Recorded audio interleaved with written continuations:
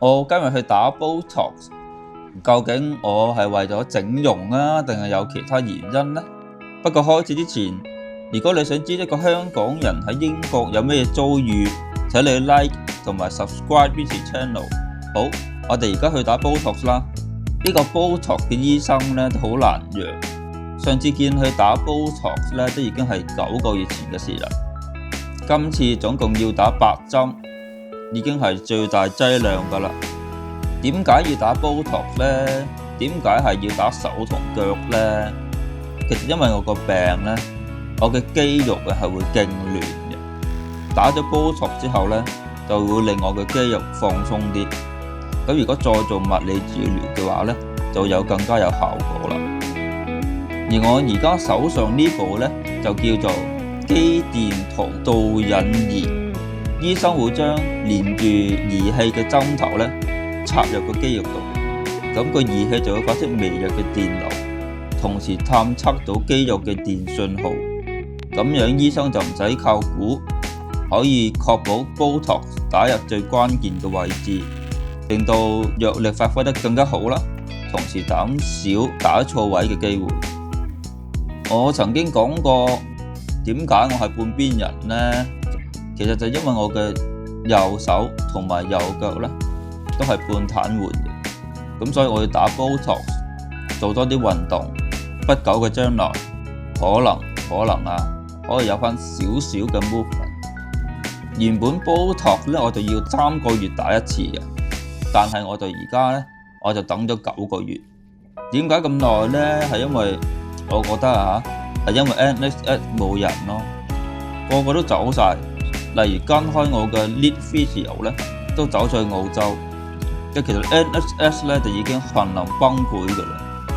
不過最起碼都好過你翻香港嘅。香港你好翻之後咧，就抌你出院噶啦，或者你死啦。好，咁又打完啦。佢話再幫我約3個月之後再打過喎，聽住先啦。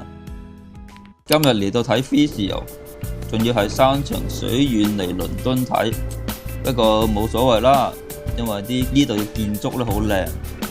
呢度建於1859年，係世界上第一間專門醫神經系統疾病嘅醫院。講到建築咧，呢度係屬於典型嘅維多利亞 Queen Anne style， 佢嘅紅磚牆咧襯白色嘅石材，高樓底、大窗，唔係為咗淨係靚啊，而係當年為咗通風同埋採光，幫啲病人康復。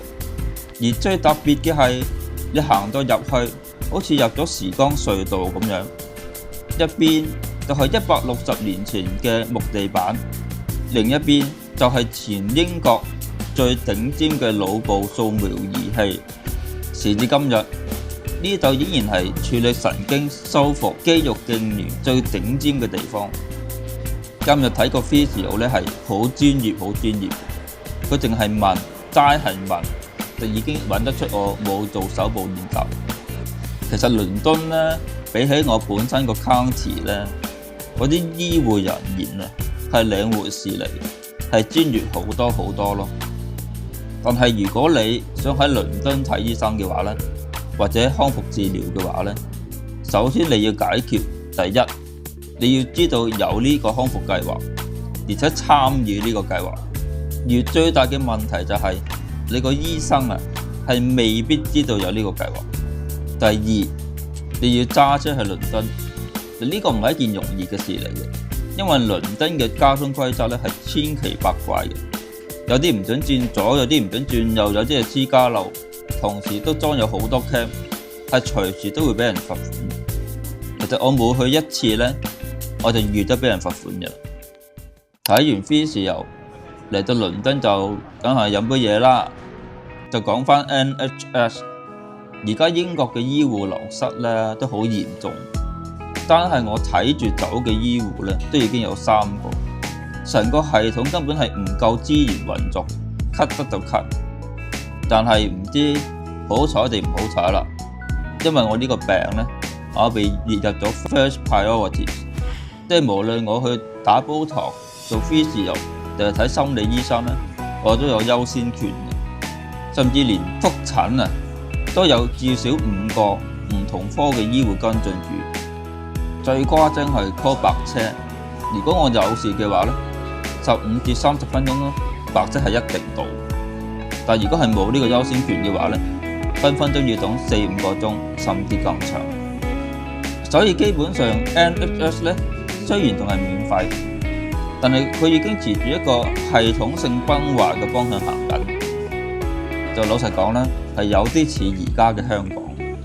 我好擔心遲早有一日 NHS 呢都要開始全面收費。好，今日就講住咁多先啦。咁如果你想聽我深入講下 NHS 嘅問題或者油價嘅問題啦，呢排好 hit 啊！咁記得留言 comment， 鍾意嘅話記得 like and subscribe 我條片。我哋下次再見啦〜